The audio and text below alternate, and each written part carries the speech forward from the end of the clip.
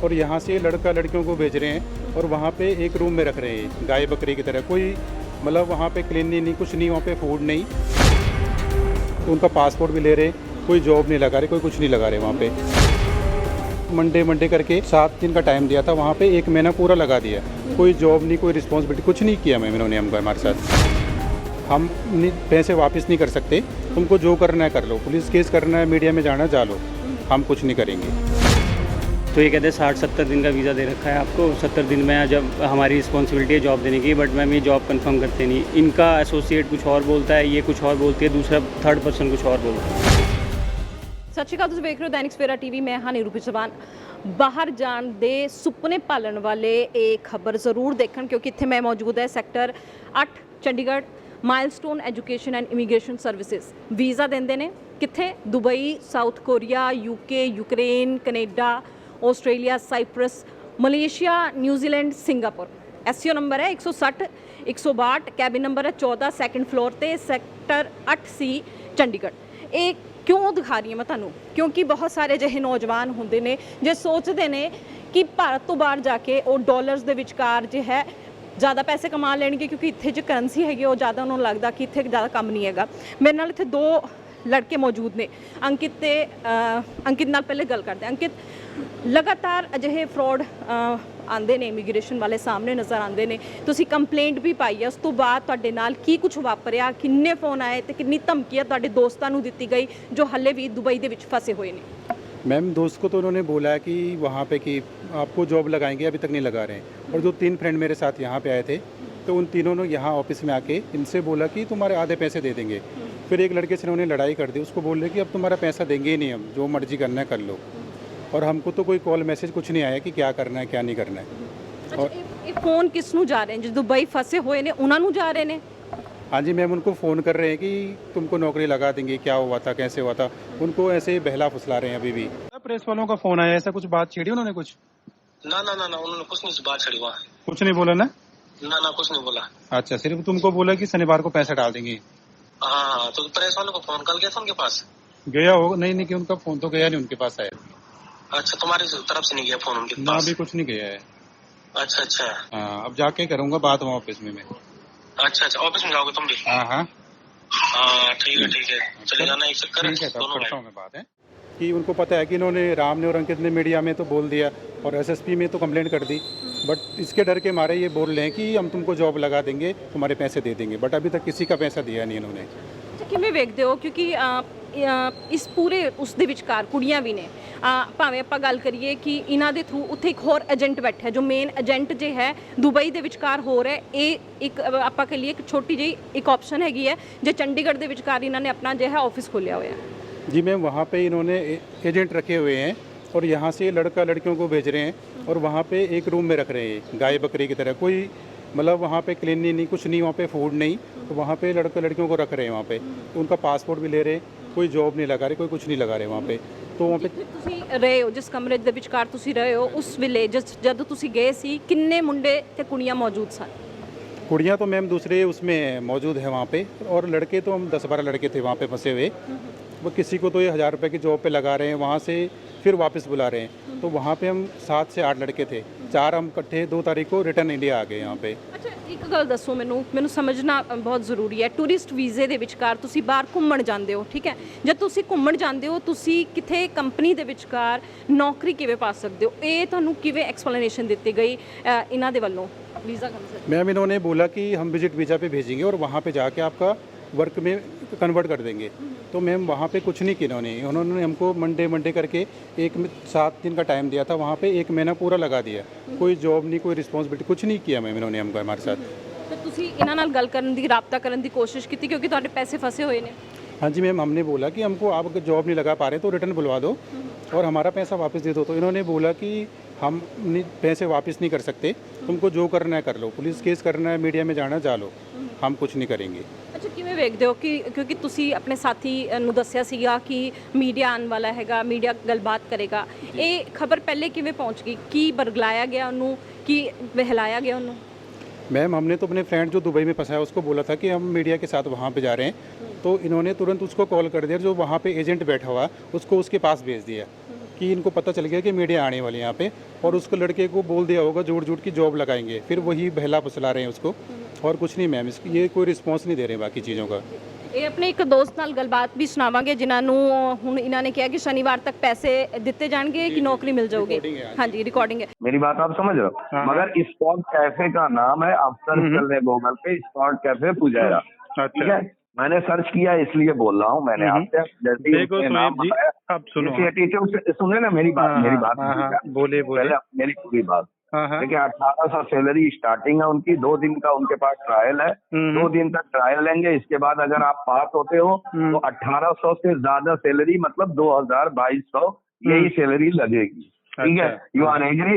सुबह मैं भेजने के लिए तैयार हूँ। नहीं है मैं शोएब जी, मैं बिल्कुल नहीं करूंगा एग्री, बिकॉज बस खला उन्होंने मेरे को बोला कि 3000 प्लस सैलरी दिलाएंगे, इसलिए पैसा दे के आए। साफ और सीधी बात है मैडम। हाँ जी सर। बिल्कुल, मैं झूठ की बुनियाद पे करूंगा ही नहीं। और अंकित को जितना लड़का के रखा है उसका ऑफर लेटर आएगा, ये कर दो, वो कुछ नहीं है। मैंने जान लिया अंकित को यहाँ आना पड़ेगा। अंकित का अंकित को कैसे क्या करना पड़ेगा? अंकित को उसको वापस आना पड़ेगा। भाई देखो एक बात सुनो, मेरी बात सुनो, बात सुनो। अरे भाई मेरी बात।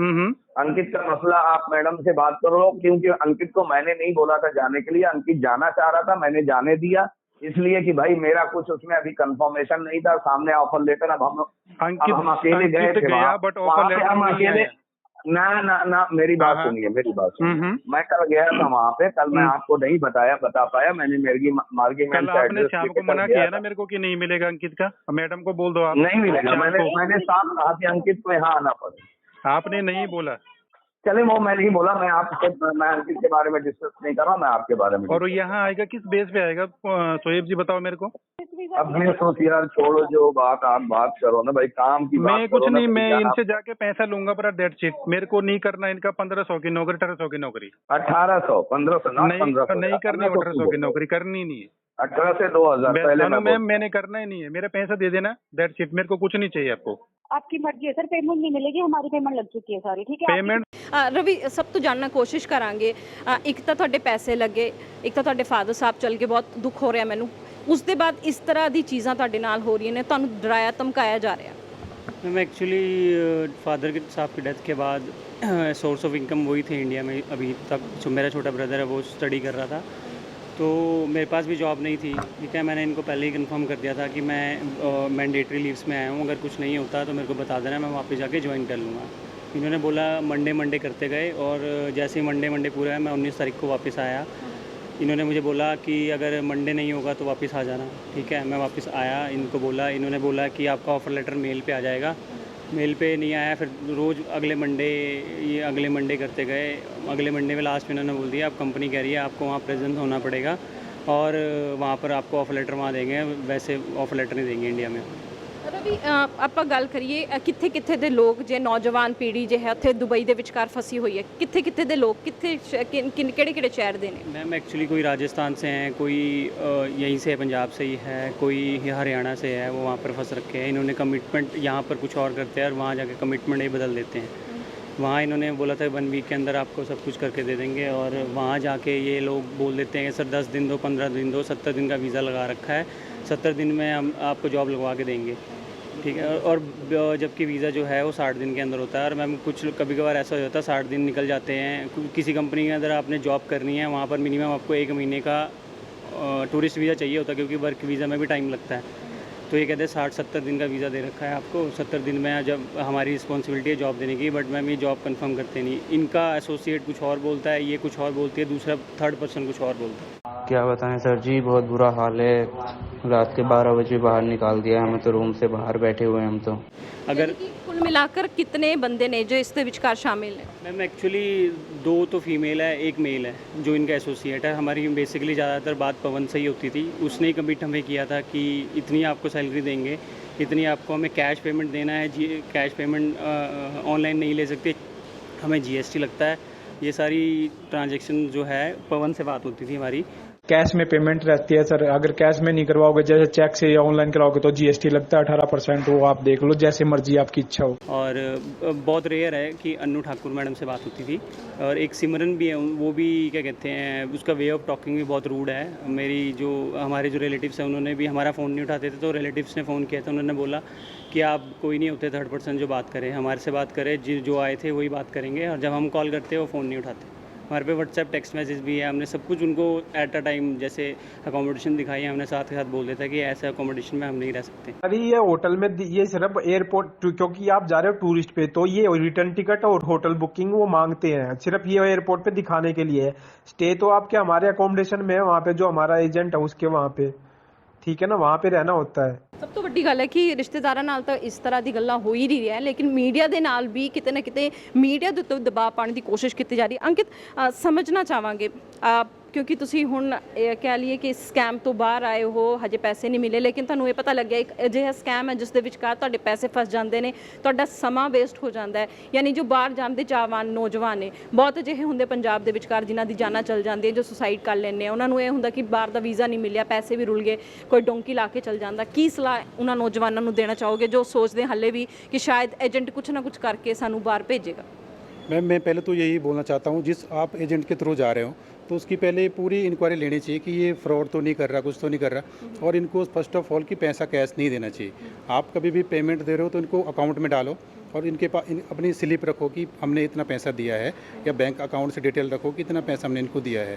ये तो मैम ये फ्रॉड कर रहे हैं, मुकर रहे हैं कि पैसा नहीं दिया। ਅੱਛਾ, ਮੈਂ ਚਾਹਾਂਗੀ ਕਿ ਤੁਸੀਂ ਹੁਣੇ ਕਿਉਂਕਿ ਜਿਨ੍ਹਾਂ ਤੋਂ ਵੀਜ਼ਾ ਲਿੱਤਾ ਹੈ ਤੁਸੀਂ, ਜਿਨ੍ਹਾਂ ਨੇ ਭੇਜਿਆ ਸੀ, ਉਹਨਾਂ ਨੂੰ ਫੋਨ ਲਾਓ ਤੇ ਅਸੀਂ ਵੀ ਜਾਣਨ ਦੀ ਕੋਸ਼ਿਸ਼ ਕਰਦੇ ਨੇ ਕਿ ਉਹ ਇਹਨਾਂ ਦੇ ਨਾਲ ਕਿਸ ਤਰ੍ਹਾਂ ਦੇ ਨਾਲ ਢੰਗ ਨਾਲ ਗੱਲਬਾਤ ਕਰਦੇ ਨੇ, ਕੀ ਜਵਾਬ ਦਿੰਦੇ ਨੇ, ਤਾਂ ਜੋ ਪਿਕਚਰ ਜੋ ਹੈ ਉਹ ਕਲੀਅਰ ਹੋ ਸਕੇ। ਤਾਂ ਸਭ ਤੋਂ ਵੱਡੀ ਇਹ ਲੋਕਾਂ ਨੌਜਵਾਨਾਂ ਨੂੰ ਜਾਗਰੂਕ ਕਰਨ ਦੇ ਲਈ ਅਸੀਂ ਕਦਮ ਚੁੱਕਿਆ ਹੈਗਾ, ਕਿਉਂਕਿ ਕਿਤੇ ਨਾ ਕਿਤੇ ਦੈਨਿਕ ਸਵੇਰਾ ਦੀ ਵੀ ਜ਼ਿੰਮੇਵਾਰੀ ਬਣਦੀ ਹੈ, ਆਪਾਂ ਅਜਿਹੀ ਕੋਈ ਖਬਰ ਕਰਦੇ ਨੇ।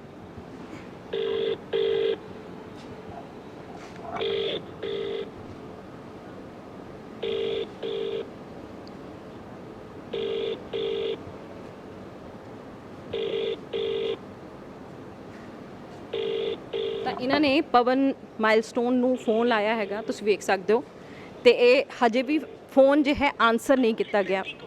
ਤੁਸੀਂ ਦੂਜੇ ਨੰਬਰ ਤੇ ਅਸੀਂ ਕਿਉਂਕਿ 3 ਦੱਸੇ ਨੇ ਇਹਨਾਂ ਨੇ, ਉਹਨਾਂ ਨੂੰ ਏਜੰਟਸ ਨੂੰ ਫੋਨ ਕਰ ਲੈਂਦੇ ਹਾਂ, ਜਾਣਨ ਦੀ ਕੋਸ਼ਿਸ਼ ਕਰਦੇ ਹਾਂ ਉਹ ਕੀ ਕਹਿੰਦੇ ਨੇ।